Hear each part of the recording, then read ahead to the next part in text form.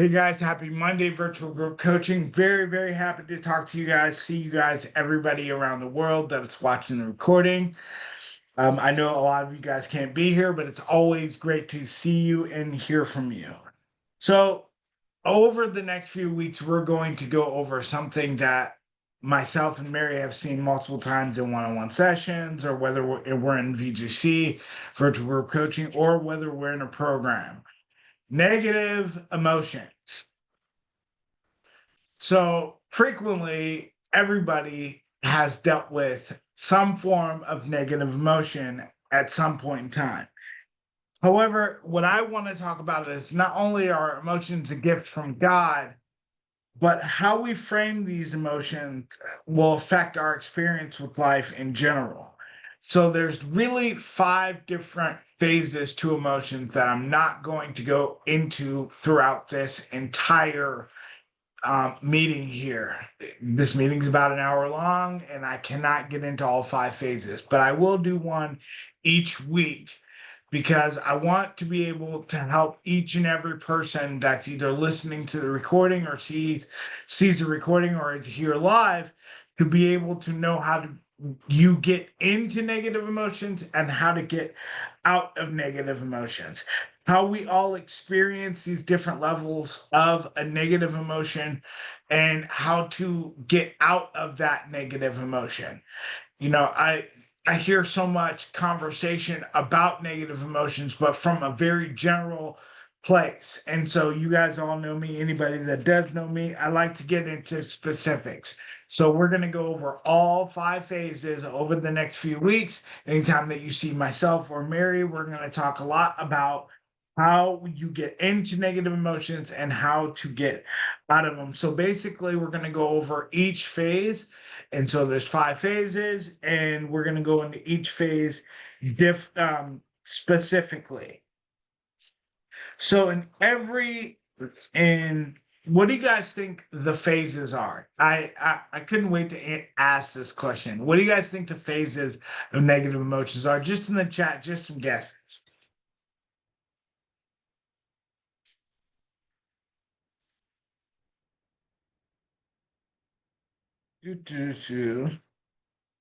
Depression. That's definitely a negative emotion. Confusion, definitely a negative emotion.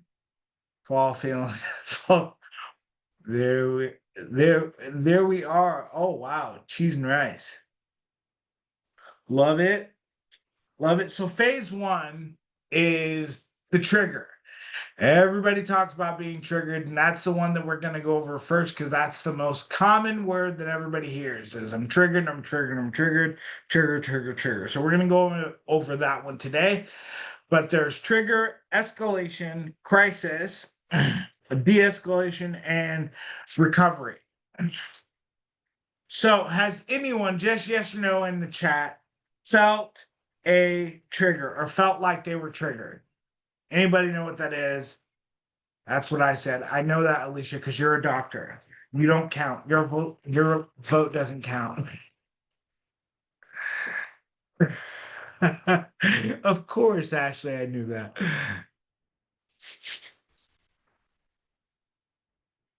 Anyone ever felt like they were triggered?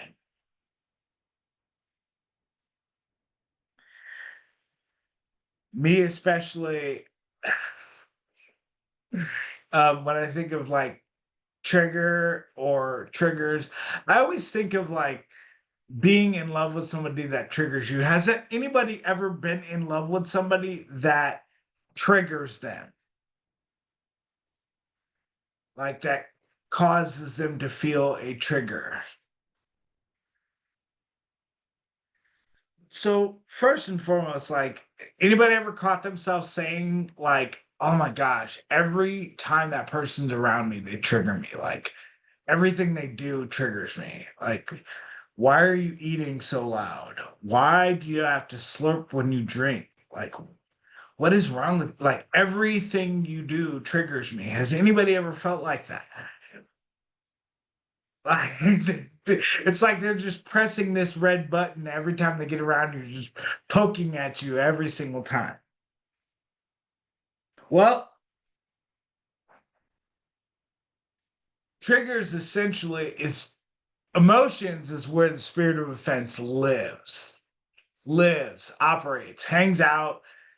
It's waiting because that's the beginning of most of your emotions. So triggers are not inherently bad, which is what we most of the time hear. Like we most of the time hear that a triggers a negative emotion afterwards. I'm triggered, so I feel sad. I'm triggered, so I feel disappointed. I'm triggered, so now I'm angry. I'm triggered, so now I'm etc. etc. etc. But what happens when you're triggered to be happy? How do you get triggered to have peace?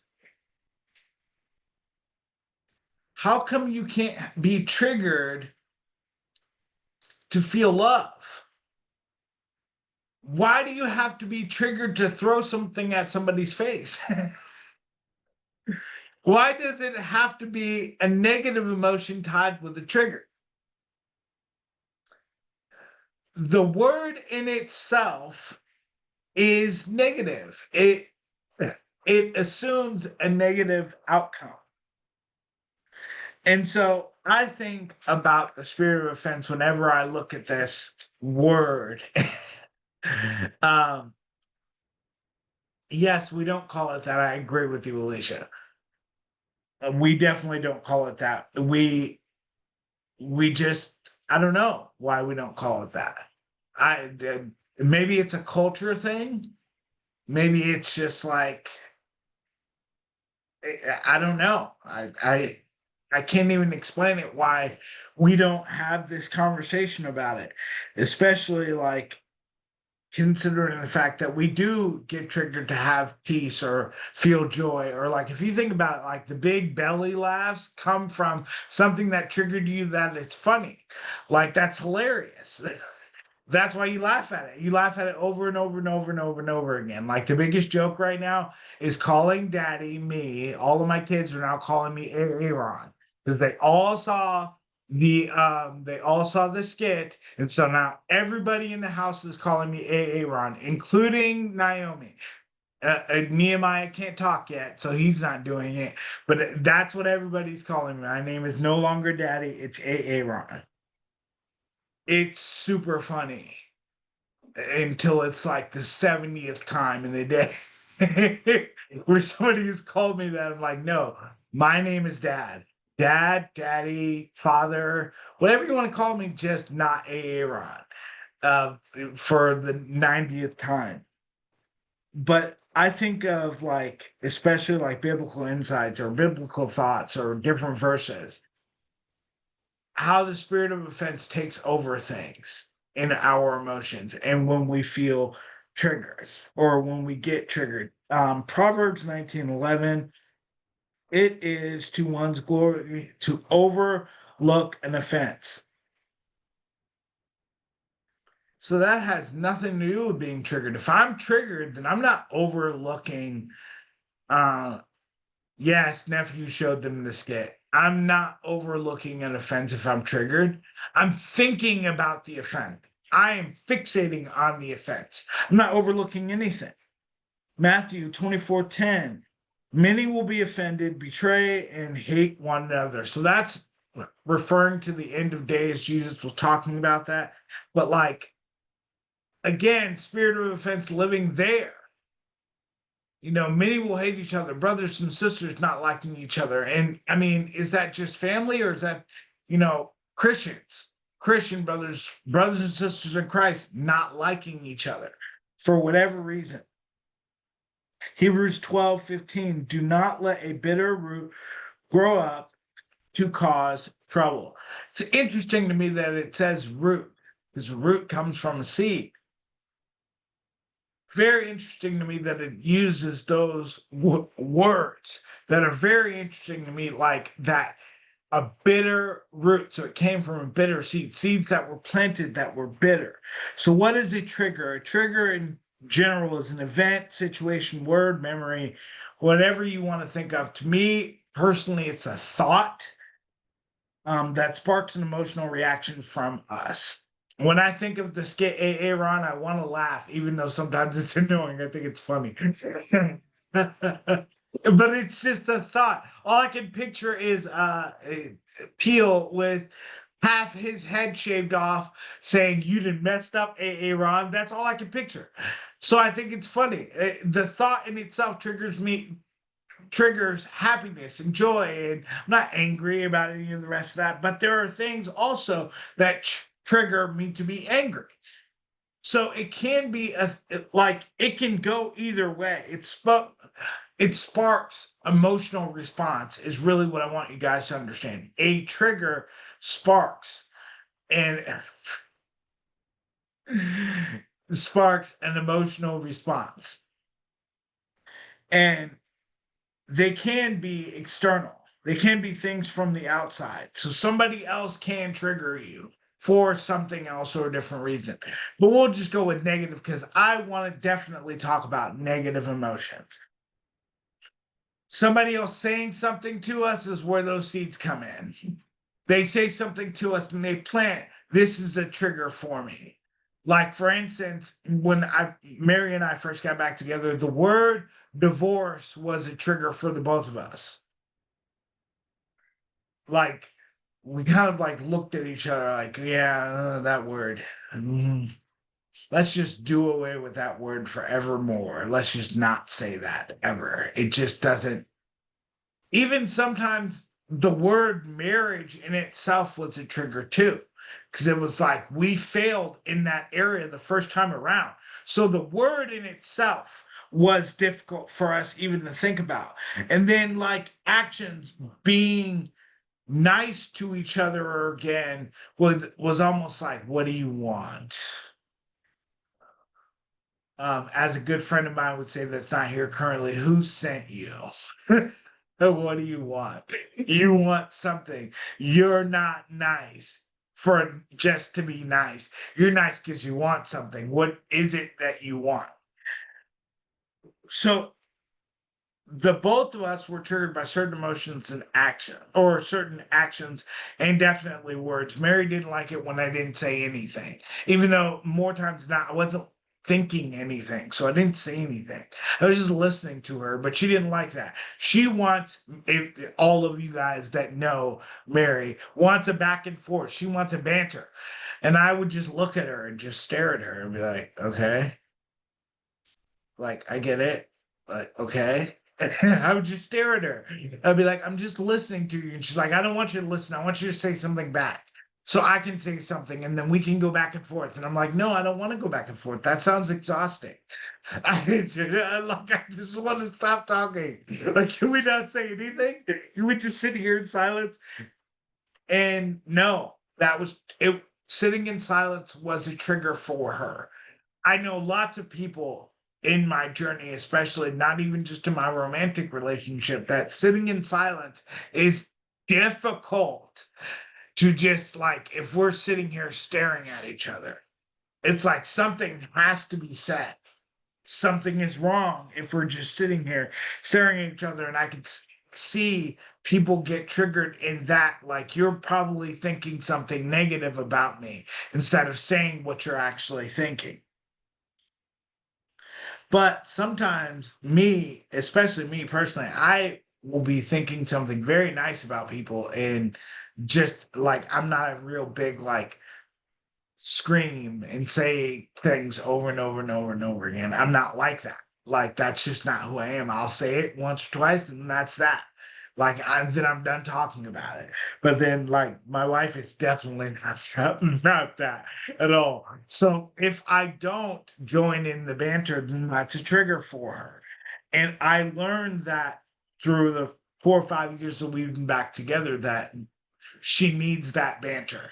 And I've noticed that a lot with women in general. You guys need that banter back and forth. If the man doesn't, and it doesn't matter. It could be a friend.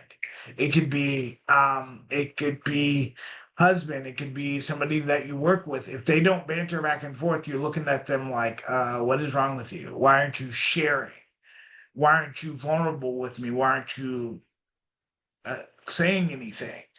Um, and so, yes, that can definitely be a trigger. One of the things that I think that we miss as far as the Christian community about triggers is we have created this environment that triggers should be avoided at all costs.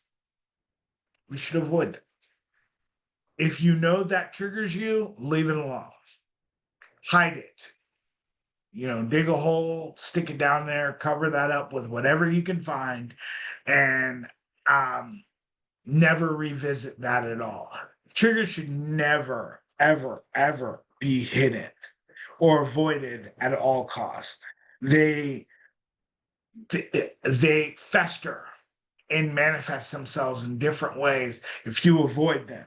As Psalms 139, 23, and 24 says, "Search me, God. Know my heart, test me, and know my anxious thoughts. See if there's any offensive way in me, and lead me in the way everlasting." It's interesting that it says offensive, and it's interesting that it says anxious, because people in general are looking for ways to be offended and looking for ways to be anxious instead of the opposite way. We find ourselves frequently looking for ways to feel anxious, looking for ways to feel offended, looking for ways for us to be upset about something instead of ways for joy, peace, understanding. We're looking for things to be wrong a lot of times more than anything. And a lot of times God can be revealing a trigger to you to say, instead of being triggered this way, I want you to be triggered that way. Instead of being triggered to be angry or to be contentious or to be whatever. Or for me personally, it was like I would get triggered and then be confrontational. Instead of being confrontational, let's be peaceful. Let's be a peacemaker instead of being confrontational. Let's be triggered to be a peacemaker. Let's be triggered to help situations, not be triggered to tear them down. Because avoiding your triggers is not practical. They're going to come up one way or the other. It doesn't make a difference who you are. You can't avoid them. You can't get rid of them. They're going to happen. So identifying them first is the most important thing. Knowing what triggers you and that process to feeling like what does this trigger do to me? Does it make me angry? Does it make me want to go sit in the corner? Does it make me want to avoid everybody? What does it do to me? What does this trigger do to me? Whatever that trigger is, what does it do to me? Some triggers should be avoided temporarily. So there are times where you leave things be. There definitely are times where, me personally, again, that was one of those things where I was like, no, like I'm all about the smoke. Let's be confrontational. No, sometimes you do need to back off. There are definitely times when you should be like, no, we're not going to address that. No, we're not going to deal with that right now. Now it's not the time. Now is not the best time for me because I used to talk like a sailor. I used to curse like I was in the military. And at the end of the day, if you really think about it, I wasn't helping myself. I needed, like now, I know that if I feel myself even going there, I don't need to address whatever I'm dealing with. I need to take a step back. Understanding your triggers, understanding what makes you go to the next level, what makes me get to the next stage is what keeps me from getting to that next stage. So sometimes I will completely avoid a trigger. So Proverbs 22:3, the prudent see danger and take refuge, but the simple keep going and pay the penalty. So in other words, like, if you rush, you're just gonna keep going and you're gonna end up paying for the consequences later at some point in time. Um, the interesting thing for me, especially, is understanding that I cannot just push through and just keep pushing on something that I shouldn't be talking about. I need to back up sometimes, because if I just keep pushing, then there are going to be consequences for it. So, for instance, like in my situation with my wife, one of the things that I know especially is like, if I keep pushing and I say the wrong thing, it's going to hurt her feelings. And those consequences mean I'm going to have to fix that later. So it's going to be a bigger problem for me later if I don't handle it correctly now.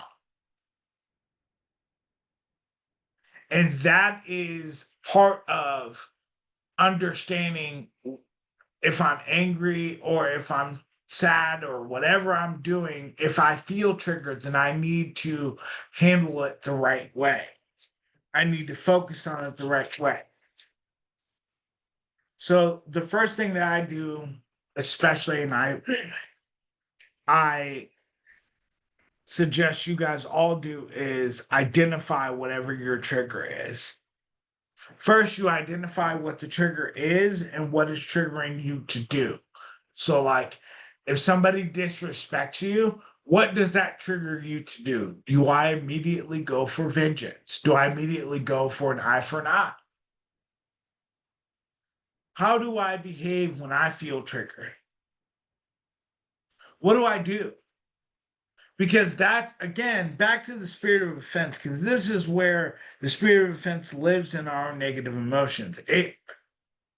God, or not God in particular, the enemy wants us to use that trigger to do something against what God would want us to do.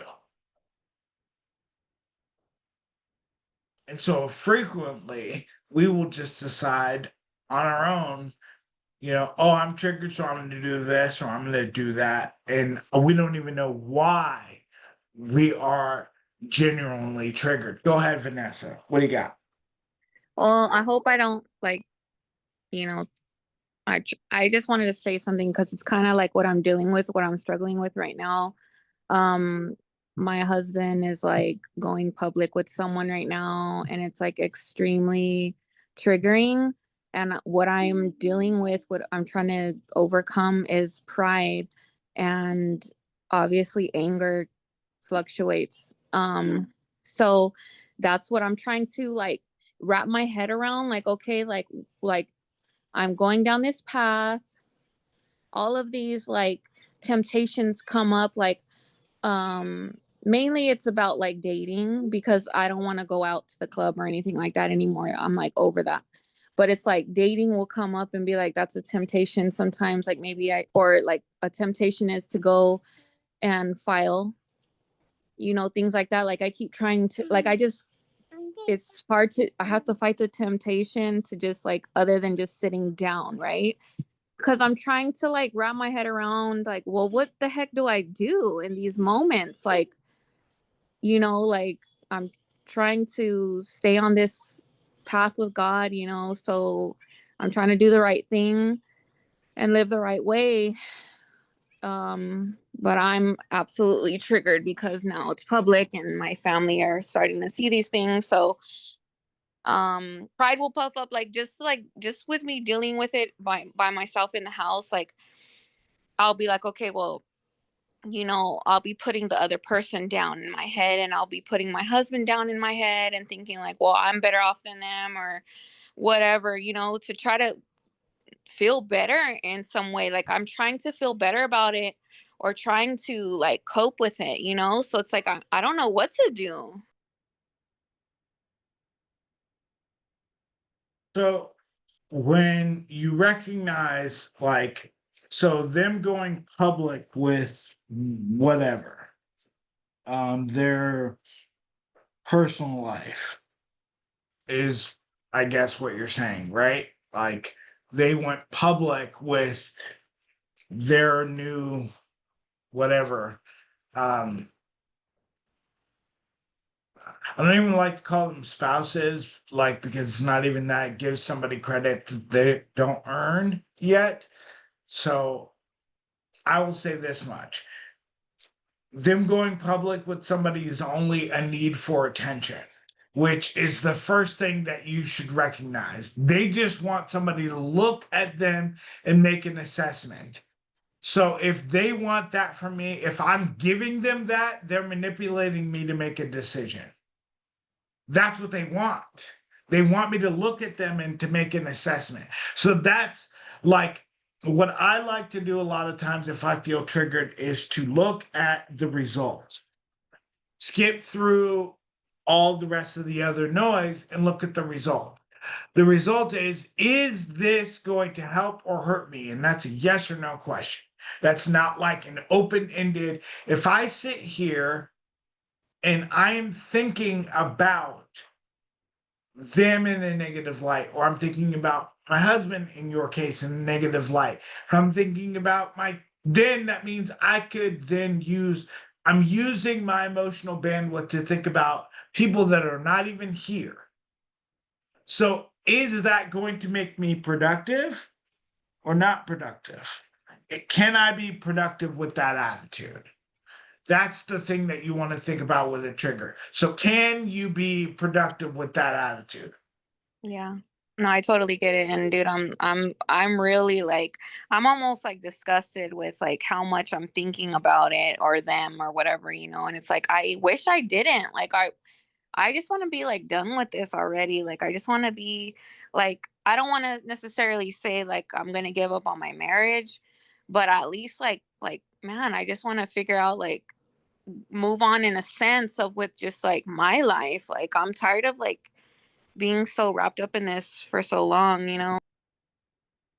So the first thing, like I was saying about recognize, so the first thing that you do is recognize. Okay, what am I triggered for? I am triggered because it should be me, is what you're saying in so many words. I know that because one, I know you, and also I know like I've been doing this for so long. You're saying if anybody should be going public with anything, it should be us going public, and this is embarrassing. You're making me look like a fool. Like I don't. Why should I even be bothered? Am I wasting my time? And then further down the road, again, I look at that train of thought and I say, I recognize the trigger, and then I think, how do I respond? How do I respond? Like, do I say something to this person? Is it about my response to them or is it about my response to me? Like, because what we're talking about is the God inside of you, not the God inside of your husband, not the God inside of the extra spouse, or the other person, not the God inside of your children. We're talking about the God inside of you. So, how do I respond to the God inside of me? The first thing that I want to do is I want to be productive with the God inside of me. I don't want to be productive with everybody else's spirit. I want to be productive what God has given me. So that's the first thing I'm thinking, recognize. Next thing is respond to the God inside of you. Because that is what's going to help you walk through the situation. Like I promise you guys, I want to grow, I want healing, I want to move forward, I want to forget about this or I want to forget about that. And you cannot do that without your spirit, without knowing your spirit. If you are thinking about other people's actions and behaviors and you don't know your own spirit, you're going to have a very hard time healing and growing to make better decisions for you. Because at the end of the day, that person's making the decision they want to make for them. Whether it's good or not is irrelevant. Because at the end of the day, everybody here knows and everybody around them knows their decision making is poor. But at the end of the day, that doesn't matter. What decision do you want to make for you? Own that for you, not for everybody else. Own that for you.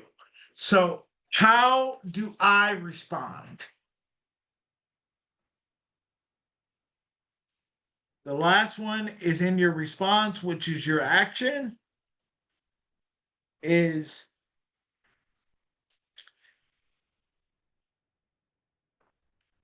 pray,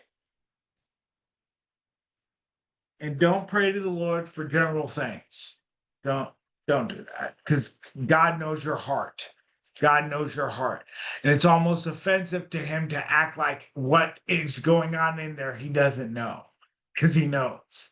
The thing is, pray that you seek what he wants for your life, not what they want. So how I do it a lot of times is, God, forgive me, for I know not what I do. I don't know what I'm doing. The same prayer that Jesus prayed on the cross, I pray for myself all the time, because I don't know what I'm doing. I'm doing the best that I can with what I have, with my imperfections. Admitting that to yourself is how you move forward. If you just tell yourself, oh no, I got it. I know exactly what I'm doing. You're going to make mistakes, and then you're going to kick yourself in the teeth for those mistakes. So I pray to God to forgive me, forgive me, forgive me, not them, not anybody else. Forgive me, because I don't know what I'm doing. I recognize my trigger. I respond to that trigger. I pray that God forgives me, for I know not what I'm doing. I don't know what I'm doing. So I am probably running into a brick wall because I don't know what I'm doing. I say to my kids all the time, God probably looks at us and is like, look at my kids. They're so cute. They just think they know everything, and they don't know. If they knew, if they could see what I could see, then they would never do that. They would never do what they're doing right now, but they can't see what I can see. Their thoughts are not mine. The last thing that I do, and I have told anybody that's had a session with me, I set real boundaries, healthy boundaries that I'm going to enforce. I am going to enforce myself. So I'm going to say something that everybody may or may not like. You'll like it, you won't, or whatever. But I will say this. If that is the case, you want to go public with whatever, this is a romantic relationship, what I would do, straight up, if that's your, as we call it, if that's your boo thing, have that. Don't come over to my house. Don't call me. Don't reach out to me. Don't say anything to me. We have children. If you have something to say about them, then it needs to be important. If it's just, can I call them? Can I see them? If that was important, you would be here. And you're not. Facebook is important. TikTok is important. All the rest of the other things are important. So do that. But don't come over here with all the rest of that. You do you. Have fun with that. But don't come over here with that. I set real boundaries. Now, look, if you're going to come over here and then we're going to let all the rest of this stuff go and we're going to live a certain style of life, that's a different conversation. You walk in the door with repentance, we have a different conversation. But I'm not, under any circumstances, wasting my own emotional energy because I'm not setting boundaries. So what's going to happen is, and Vanessa, I know this because I know this like I know my name. I've seen this story. I've seen the main characters. I've seen the supporting actors. And anybody, when they hear me say this, some people are going to say, oh, no, it hasn't happened for me yet. But it happens, I assure you. He's going to leave that person and then going to be by himself and be back at your door wondering what you're doing. And you have to say, no, no thanks. No, thank you. I'm not anybody's plan B. I am God's daughter. No thanks.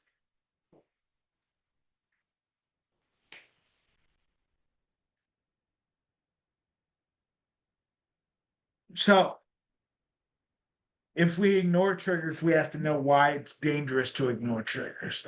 So one of the things, especially in romantic relationships, that you can see why it's dangerous to ignore triggers that we have in our romantic relationship. So when I got married, something that I never noticed, I never really thought about. In my mind, I thought happily ever after from a man's perspective. And it's very different than a woman's perspective. Women are thinking they're happily ever after. Um, and Alicia, you already know how I feel about that. Women are thinking they're happily ever after, and men are thinking their own version of their happily ever after. And what I was thinking was not reality. The reality of it was that I'm going to be next to this imperfect person with my imperfect self, and I'm going to have to work on my imperfections every single day. I'm going to have to work on them. I cannot look at the other person and say, look what you're not doing. You're messing up the journey because you're not doing X, Y, or Z. Larissa, I'll go over that in a second. You're not doing X, Y, or Z. You're not doing what I think that you should be doing well. And so therefore, you're messing up the journey. I had to look within myself and hold myself accountable for the decisions that I make, the things that I do. How can I do better? What can I do better? Who can I become?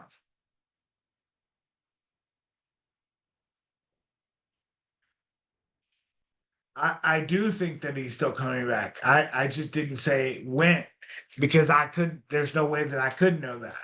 But I can tell you, I've seen your situation a million times too. And the same thing happens. Divorce rate goes up, it doesn't go down. Math is still math.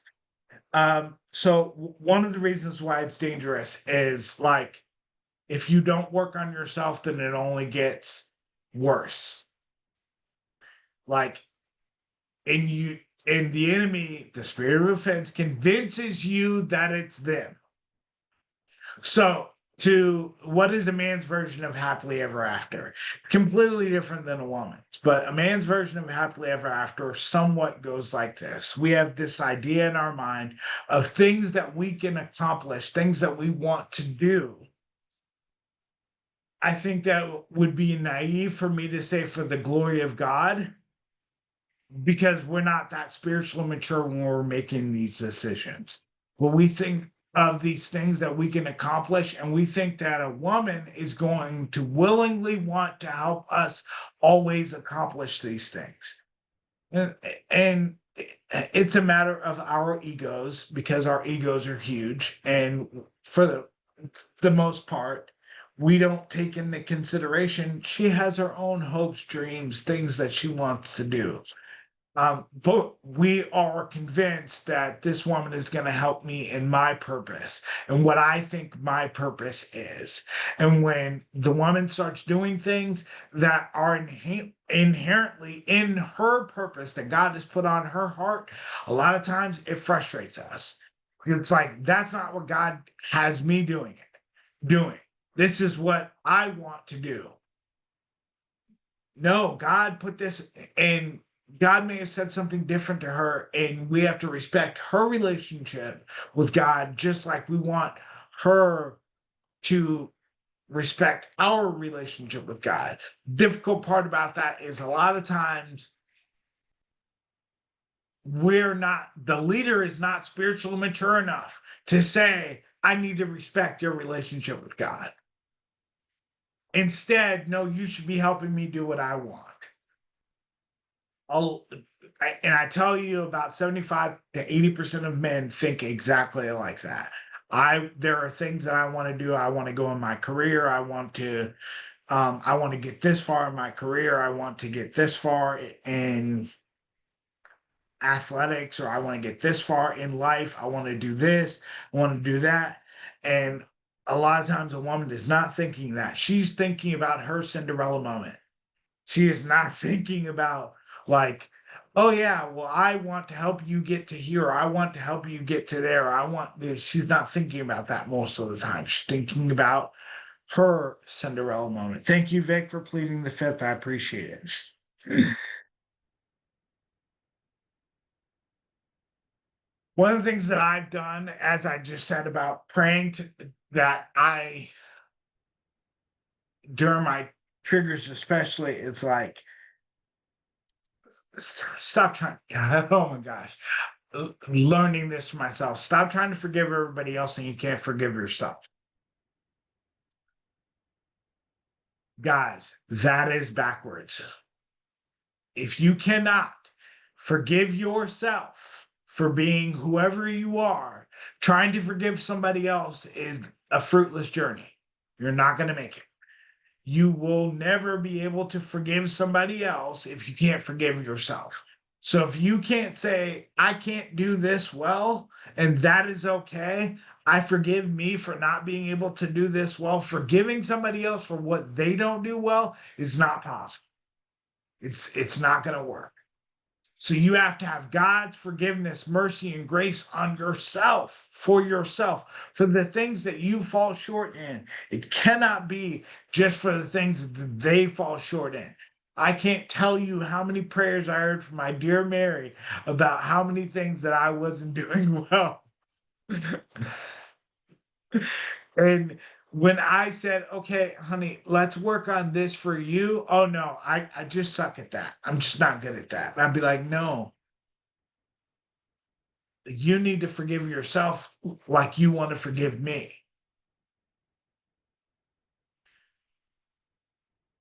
One of the things that you have to learn, especially when you're triggered, is it's okay to be triggered and I can forgive me. I can forgive me for being triggered. I can forgive me for, in Vanessa's case, and thank you for your vulnerability, but I can forgive me for still thinking about this person because that bothers you. Like, why am I even wasting my time thinking about this person? I can forgive me for that. Whatever the outcome is, I can forgive myself for the moment.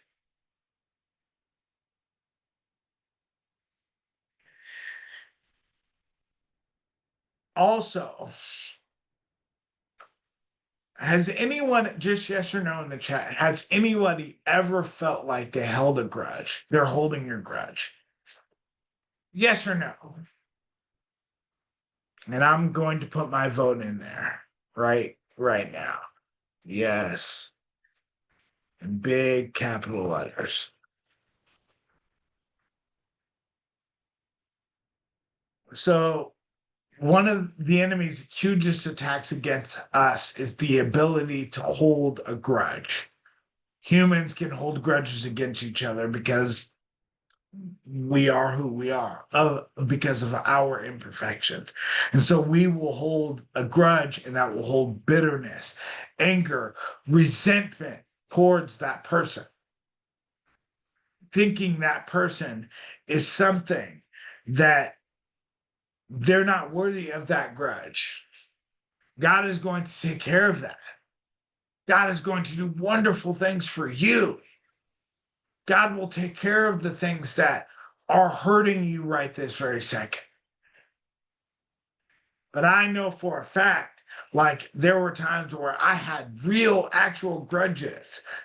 Like I was not trying to forgive this or that person for multiple different things, whether they just hurt me or whether I thought that they hurt me.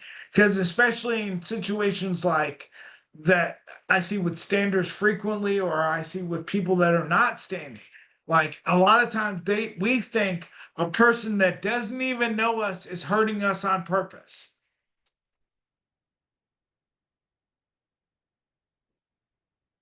That like a person that got a promotion on the same job that the promotion I was supposed to get, they did that on purpose to hurt me. So I'm mad at them. I hold a grudge against them.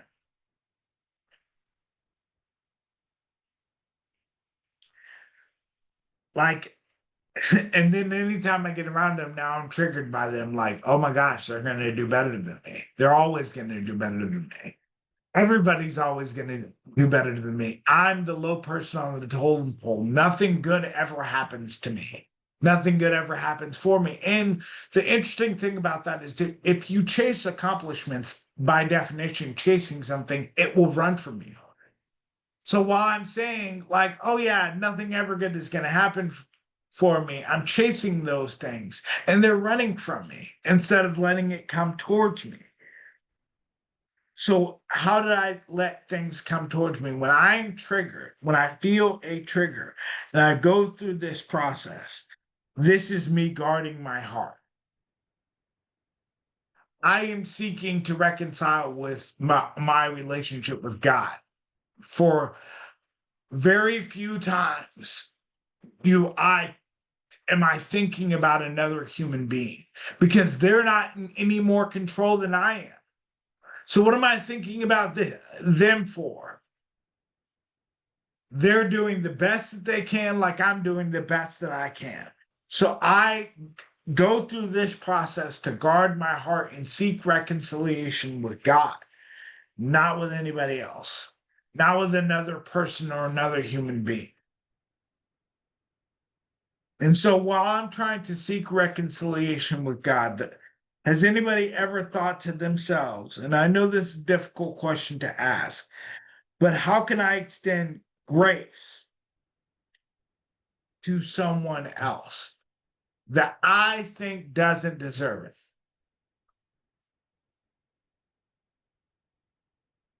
Real tangible grace too, not just the type of grace that you just like you say and just, but like real tangible, like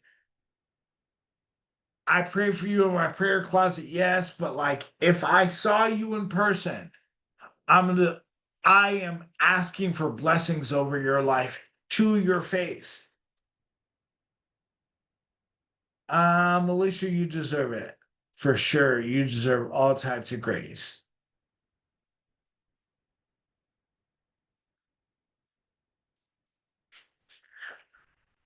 All types. But for me, especially like, and I'm sure for a lot of people, I mean, from Jesus. uh, Alicia's like my little sister. I call her my little sister because she's younger than me. Anyways,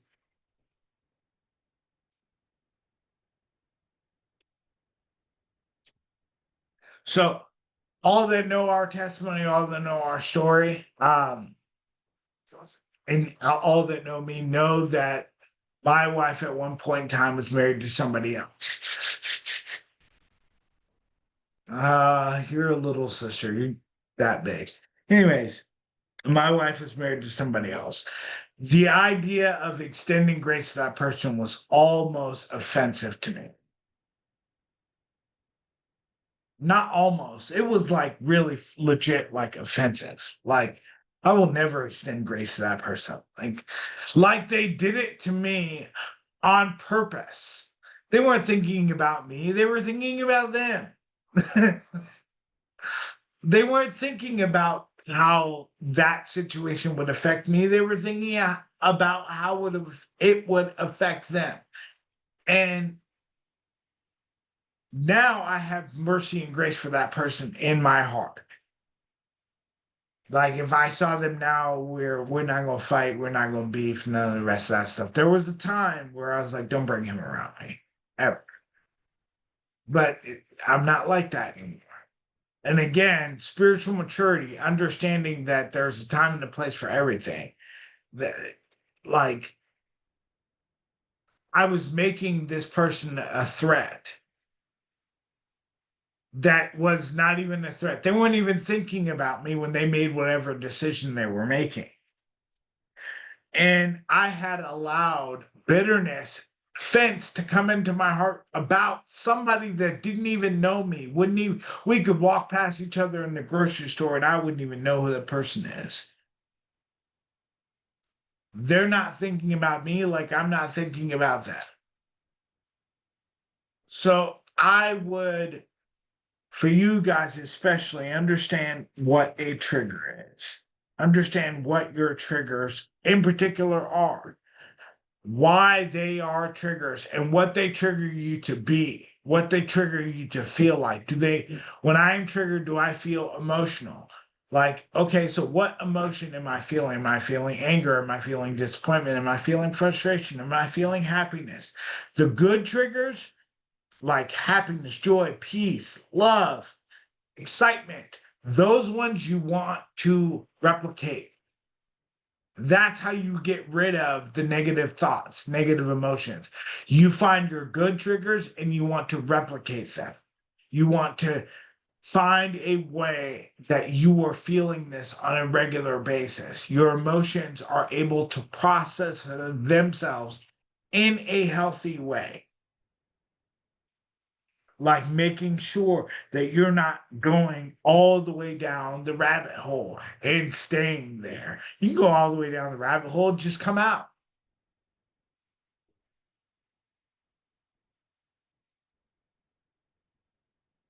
So, as Proverbs 4:23 says, above all else, guard your heart, for everything you do flows from it. James 1:19 and 20. Everyone should be quick to listen, slow to speak, and slow to become angry, because human anger does not produce the righteousness that God deserves. And as somebody else was talking about, Ephesians 4:26 and 27, in your anger, do not sin. Do not let the sun go down while you are still angry, and do not give the devil a foothold. So, in those verses, like let's start with Proverbs 4:23. Above all else, guard your heart, for everything you do flows from it. Did anybody ever feel as though that negative things were flowing from their heart?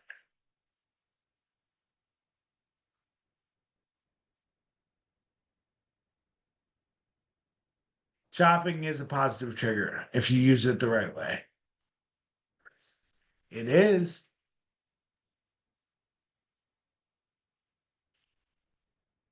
Into, out of, beside. Can you explain? Can you elaborate, Alicia? Do you have a moment or are you not able to?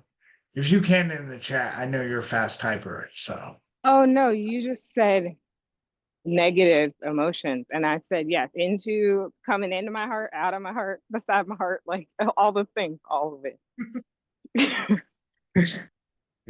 I'm oh, sorry. I'll go back to muting. You don't want my example. I'm just, I'm just messing with you. No, when I was looking at it, I was like, did she mean like every like in, out, and she did. Of course she did, because that's my sister. Um, as an example for shopping, especially, like you can use that if you know that shopping is your thing, like it makes you feel good, you can use that positively. It doesn't have to be a waste, or I'm buying a bunch of things that just sit in my closet or sit in my house and collect dust. You can use that positively. Uh, as far as like negative emotions, like there was a time where I felt as though that negative emotions like would always flow into my heart. And then they would flow when they flowed into my heart, they would flow out of my heart. So like I would think negative things and then say negative things. That's the flow that I'm discussing. So like I wasn't thinking, oh, this is awesome, and then scream F you to somebody. I was thinking F you to that person, and then I screamed it next. Like, so then I learned to guard my heart to not think those things, to not be triggered so I would think those things. Like, especially when you're dealing with a situation where somebody is hurting your heart, you really have to guard it. You really have to guard it. You have to be very careful. Like I was saying about setting boundaries. I'm not setting boundaries because I'm a jerk and I don't like people. I can be a jerk and not like people, but like I'm not setting boundaries for that reason. I'm setting boundaries because if I don't, then I'm really going to be much worse than I am. Like the situation is going to get progressively worse. So one of the things, especially like understanding that everything flows from your heart, understanding the triggers are the ones that are going to dictate how you're going to behave. As Ashley just said, which is very true. When you feel, um, you will do that before you think. But how do you reverse that process where when you feel something, then you think before you feel, or you really it's more about like how you act, what you do. Do you act how you feel? Because a lot of times the enemy will trick you to feel something that you're not feeling at all. So just be guarding your heart, making sure that you're not letting nasty things in there, because eventually nasty things will come out. Yeah, actually, for me, it's definitely about like how I act after I feel. It used to be I just felt and acted. And so then I turned myself in from being someone that was fast to speak or wait for my turn to talk. Has anybody ever felt themselves waiting for their turn to speak instead of listening? Or does anybody know anybody like that? That's just waiting for their turn to speak. They're not listening to anything you're saying.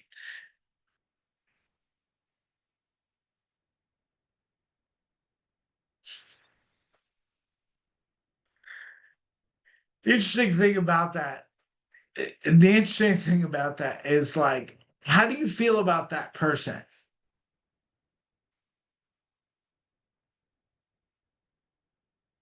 Like, it's somebody that is like just waiting on their turn to speak. They're not listening to anything you say. How do you feel about that person?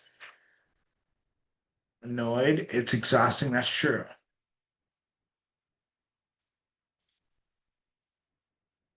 Exhausting is definitely, I would say it's exhausting because you end up having to repeat yourself over and over and over and over and over again. I feel diminished. Diminished is a good word.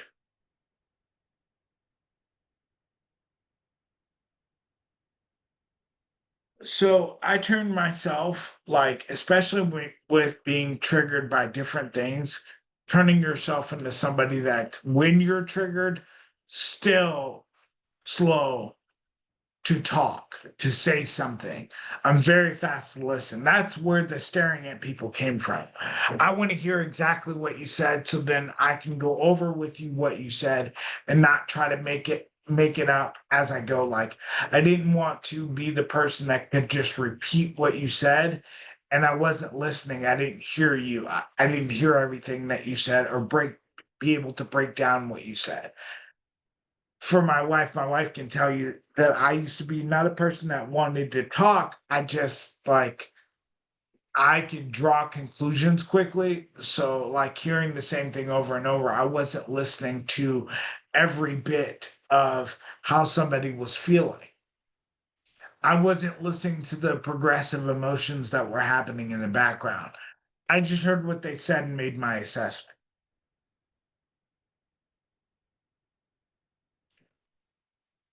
So like when for me, especially like becoming when you're triggered, just somebody that's quick to listen. So just wait as long as possible to not say anything.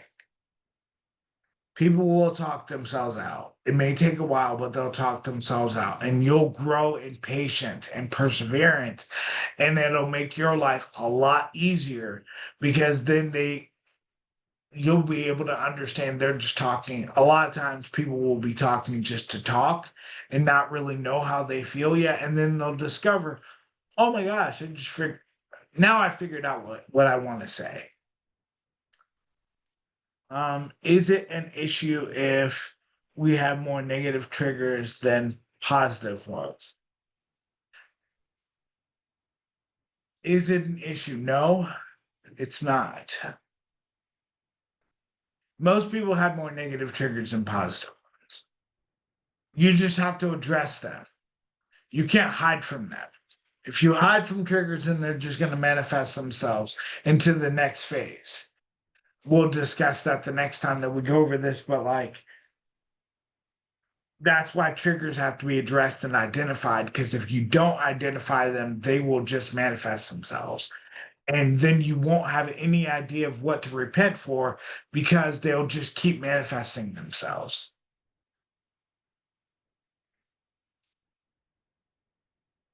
Slow to become angry. Oh man, 0 to 100, 0 to 100. If you're from anywhere that's a big city or anywhere close, then you know what 0 to 100 is.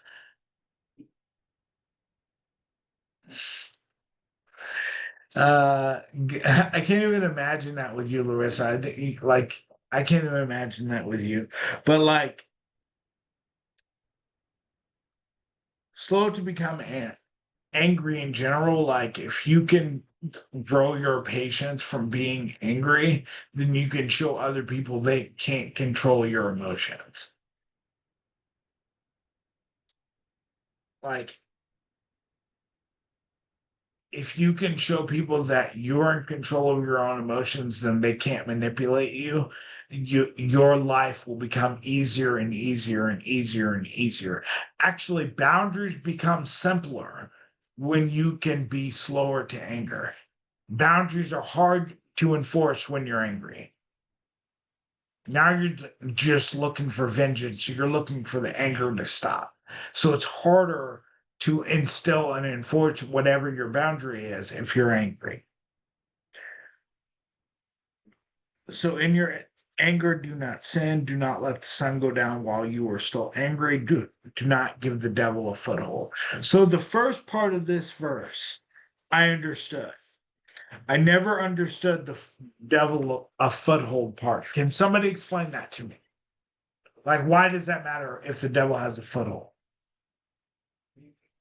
Like, who cares? If the devil has a foothold, he has a foothold on all of us, right? Like, why does that matter?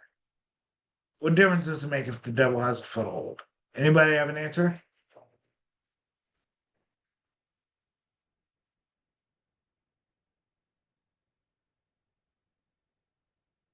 Like, if the devil has a foothold, what difference does it make?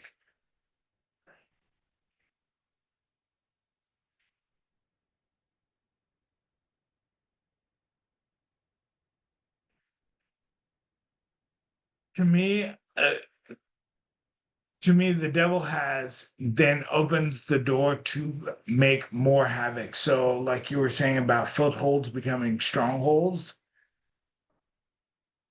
that identifies that it's a step-by-step process. It's not just something where it's like, oh, I've got a generational curse and I have this forevermore. It's more of like, okay, so now you have a foothold, now you have a stronghold, now you have something that's generational curse that you can pass down. But like, for me especially, looking at this verse, like I understood, don't uh, in anger, do not sin. Okay, so don't sin in general. Do not let the sun go down while you are still angry. So this was for like my romantic relationship, my marriage, especially. Like, I used to sleep on the couch all the time and I did not care. Like, I was like, the TV is in the living room where all of my entertainment is, my Xbox, direct TV, anything that like I'll Mary does not like TVs in the room. So like I didn't care anything about sleeping on the couch. But so like if she made me angry, I would sleep on the couch ASAP. I did not care. It didn't matter. But like that wasn't helpful to the long term. Like I would go to sleep angry and then wake up angry. It's an identification that like when you feel something, it doesn't just go away because you sleep on it. Because you hear that all the time from people. Oh, sleep on it; it'll get better. No, it won't. Address what you can, then sleep on it. Multiple times, Mary and I have multiple times. Me and many people, including Mary and I, have disagreed but address parts of it and then address more of it later on the next day. I made sure I didn't give the enemy a foothold because he could the next day create a stronghold, create bigger and bigger problems. Sleeping with a rock under your pillow. Ugh. Painful. So that's where I'm going to stop with just triggers. Remember to recognize what that trigger is. Start there. Respond to what your spirit. Pray that God forgives you because you don't know what you're doing. Remember, we're running a race that never ends. Like, we end when we go back home. That's it. Like, we don't, it never ends. And then after that, your action is to actually set boundaries, actionable boundaries that you're going to enforce. Don't make a boundary and then break it the next day or the next week, or set a boundary, live by it. That's what I got for you guys for this week. Next week, I thought it was prophetic prayer this week, but next week, I think it is prophetic prayer for the end of the month. And then we'll start back up. The next one of these sessions will be on escalation. Escalation is more about action after you're triggered. What happens after my trigger? What do I do after my trigger? And you're going to find there is a pattern to the behavior that you have after your trigger. So that's what we're going to talk about the next time. I am going to pray us out, and then I will see you guys next week. So, dear Heavenly Father, I thank you. I praise you for this message. I thank you for everything that you're doing in everyone's life. I thank you for what you're having us do. I know we're just vessels. I know that we're vessels for you and your kingdom and what you want for us. And doing those things means identifying our triggers, whatever those triggers are, and however those triggers manifest themselves. We need to make sure that we identify them, recognize them, pray to you, and then set real actionable boundaries that we're going to live up to. We know that your power is strong in our weakness, and we thank you. We praise you for all these things in your mighty Son, Jesus' name. Amen. All right, guys, I'll see you later. See you next week. God bless.